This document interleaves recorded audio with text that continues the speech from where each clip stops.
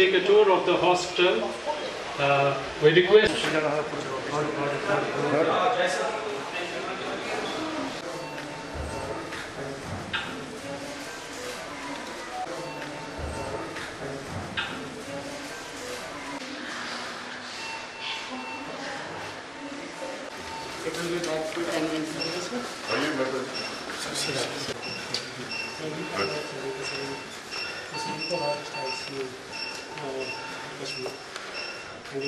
In private?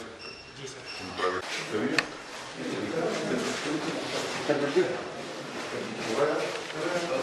Digital hospital में online. In tier 2 and tier 3 towns. An institution that has really connected with the people. A reliable healthcare service provider. Relationship is one of the institutions. With 18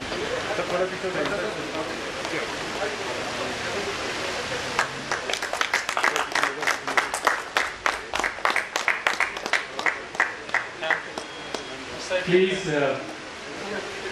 I request everybody to clap on the occasion.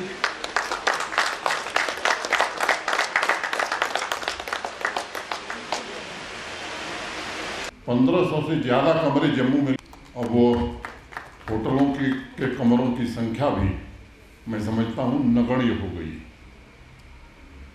मैं इसलिए इस बात का जिक्र कर रहा हूँ कि देश में ई सर्विसेज या ई गवर्नेंस काफ़ी पहले शुरू हो गई। जम्मू कश्मीर में 28 अक्टूबर के बाद प्रयत्न शुरू हुआ, और मुझे बताते हुए प्रसन्नता है कि आज पूरे देश में यूटी कैटेगरी में ई गवर्नेंस में जम्मू कश्मीर नंबर 1 है, और अगर राज्यों को मिला दें तो हम 5वें स्थान पर हैं। मैं कह सकता हूं कि अगले वर्ष राज्यों में भी हम 1 या 2 ही होंगे। इस दिशा में चीफ सेक्रेटरी साहब के नेतृत्व में हमारे सभी अधिकारी बेहतर ढंग से काम कर रहे हैं। 2009 पब्लिक सर्विसेज को ऑनलाइन कर दिया गया है। सामान्य आदमी से फीडबैक के लिए रैपिड असेसमेंट सिस्टम पर भी हम काम कर रहे हैं, और आपको जानकर आश्चर्य होगा कि जो हमारी रेटिंग है, सामान्य नागरिक ने जो रेटिंग हमारी दी है, वो लगभग 80% सेटिस्फैक्ट्री है। ये हमारे लिए संतोष का विषय है। निजी क्षेत्र में निवेश भी आने लगा है।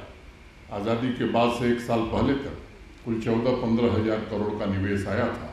आज हमारे पास 56,000 करोड़ के प्रस्ताव हैं, जिसमें 38,080 करोड़ की ग्राउंड ब्रेकिंग भारत के सम्माननीय प्रधानमंत्री आदरणीय नरेंद्र मोदी जी जब 24 अप्रैल को सांबा जिले के पल्ली गांव में आए थे तो हमने करा दिया। और मैं उम्मीद करता हूं कि लगभग ये निजी क्षेत्र में जो निवेश आएगा, प्राइवेट इन्वेस्टमेंट आएगा, वो लगभग 75,000 करोड़ का होगा। 5 से 6 लाख नौजवानों को उसमें रोजगार भी मिलेगा। अभी 2 दिन पहले मैं खबर पढ़ रहा था, गुजरात और अरुणाचल प्रदेश में भी हमने एक डिस्ट्रिक्ट परफॉर्मेंस इंडेक्स शुरू किया है। एस्पिरेशनल ब्लॉक्स जम्मू कश्मीर में हमने शुरू किया है। अब गुजरात और अरुणाचल भी हमारी तरह उन्होंने भी डिस्ट्रिक्ट परफॉर्मेंस इंडेक्स बनाना शुरू किया है। बांदीपुरा में हमारे डीसी ने पंचायत परफॉर्मेंस इंडेक्स का भी काम शुरू कर दिया। अनेक तरह की नई पहल पिछले 2-3 वर्षों में जम्मू कश्मीर में की गई। जो सोशल सिक्योरिटी की स्कीम्स हैं, चाहे वो विधवा पेंशन हो, स्कॉलरशिप हो, मातृवंदना योजना हो, 54 स्कीमें, 100% सेचुरेशन जम्मू कश्मीर में इन स्कीमों का कर दिया गया है। 1 लाख करोड़ के हाईवे और टनल के काम आज जम्मू कश्मीर में चल रहे हैं। अगर मैं स्वास्थ्य सुविधाओं की बात करूं, मेहता जी ने थोड़ा संकेत किया, मैं उन 2 बिंदुओं को छोड़ता हूं जिनका उन्होंने जिक्र कर दिया। शिशु मृत्यु दर का नेशनल एवरेज 35.2, जम्मू कश्मीर में 16.3, under 5 mortality rate national average 41.9, Jammu Kashmir में ये 18.5 है। अगर मैं सेक्स रेशियो एट बर्थ की बात करूं, national average 929, Jammu Kashmir 976। Institutional birth की अगर मैं बात करूं तो नेशनल एवरेज 88.6, जबकि जम्मू कश्मीर में 93 है। फुल्ली इम्यूनाइज चिल्ड्रन की अगर मैं बात करूं तो नेशनल एवरेज 83.8, जम्मू कश्मीर 96.5। अगर लाइफ एक्सपेक्टेंसी रेट देश का नेशनल एवरेज 69.4, जम्मू कश्मीर 74। ये पिछले 3 सालों का परिवर्तन। लोग पूछते हैं क्या बदला है। मैं कहना चाहता हूं कि चश्मा उतारिए, बदल आपको दिखने लगेगी कि बदल क्या हुई। 67 साल की आज़ादी के बाद कुल 3 मेडिकल कॉलेज थे यहाँ पर, 2 श्रीनगर में, 1 जम्मू में। आज माननीय प्रधानमंत्री जी के कारण 5 नए मेडिकल कॉलेज फंक्शनल हैं, 2 और उधमपुर और हंदवाड़ा फंक्शनल होने जा रहे हैं। 2 एम्स 1 करोड़ 30 लाख की आबादी वाले यूटी में, जम्मू में 1 एम्स जिसके सेकेंड ईयर के विद्यार्थी पढ़ रहे हैं, और अवंतीपुरा जो कश्मीर डिवीज़न में है वो अगले साल फंक्शनल हो जाएगा। 2 कैंसर इंस्टीट्यूट। मैं कह सकता हूँ कि देश में शायद, मेरी जानकारी में नहीं, आपकी जानकारी में हो तो बताइए, इतनी कम आबादी पर इतने मेडिकल कॉलेज और इतने सुविधाएं स्वास्थ्य की दृष्टि से कहीं नहीं है। 5 लाख रुपए का हेल्थ इंश्योरेंस जम्मू कश्मीर के हर गरीब को और हर अमीर को दिया गया है। अकेला राज्य है, अकेला यूटी है जो देश में सबको ये सुविधा दे रहा है। मैं जब आया था मुझे याद है एम्बुलेंस के लिए बड़ी दिक्कत थी लोगों को। आज कहीं किसी सुदूर अंचल में, फार फ्लंग एरिया में आधे घंटे में एम्बुलेंस पहुंच जाती है। ऐसी सेवा जम्मू कश्मीर में हम सब ने प्रारंभ कर दिया और वो 24 घंटे उपलब्ध है। 9 डायलिसिस सेंटर थे, आज हर जिले में डायलिसिस सेंटर है। इस दृष्टि से मैं कह सकता हूँ कि किडनी ट्रांसप्लांट भी जम्मू में शुरू हो गया, श्रीनगर में भी। क्यों डायरेक्टर साहब, कब शुरू हो रहा? जल्दी हो जाएगा, देर हो गई, उसको जल्दी शुरू करिए। मित्रों, अगर आप हमारा बजट देखेंगे हेल्थ सेक्टर का तो वो 9,967 करोड़ है। अगर पर कैपिटा में तुलना करूं, इस तरह स्पष्ट नहीं होगा, तो लगभग 2.5 गुनी आबादी हरियाणा की है और केरल की है। देश में एक भ्रम है कि केरल में स्वास्थ्य सुविधाएं बहुत अच्छी हैं। मैं आपको बताना चाहता हूं कि हमसे 2.5 गुना आबादी होने के बावजूद महज 14 करोड़ ज़्यादा हेल्थ का बजट है केरल का और 12 करोड़ ज़्यादा है हरियाणा का।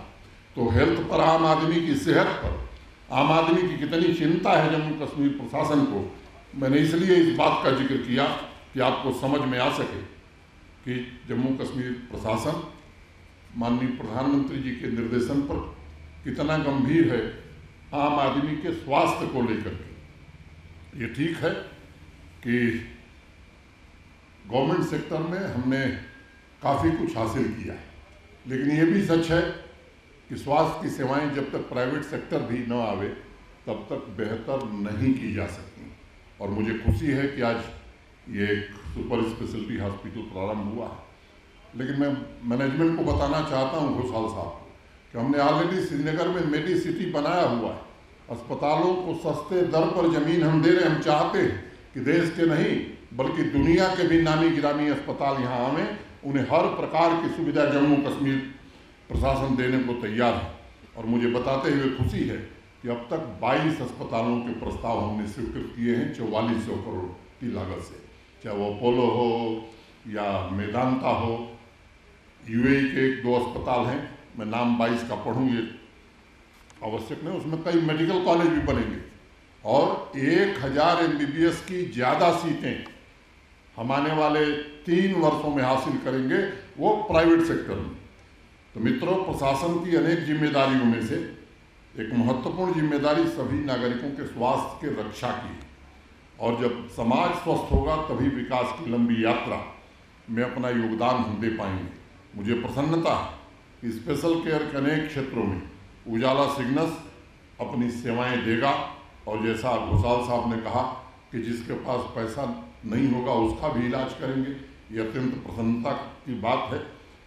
और मैं भरोसा करता हूँ कि ये अस्पताल आने वाले दिनों में चिकित्सा का एक बेहतर स्वास्थ्य केंद्र साबित होगा।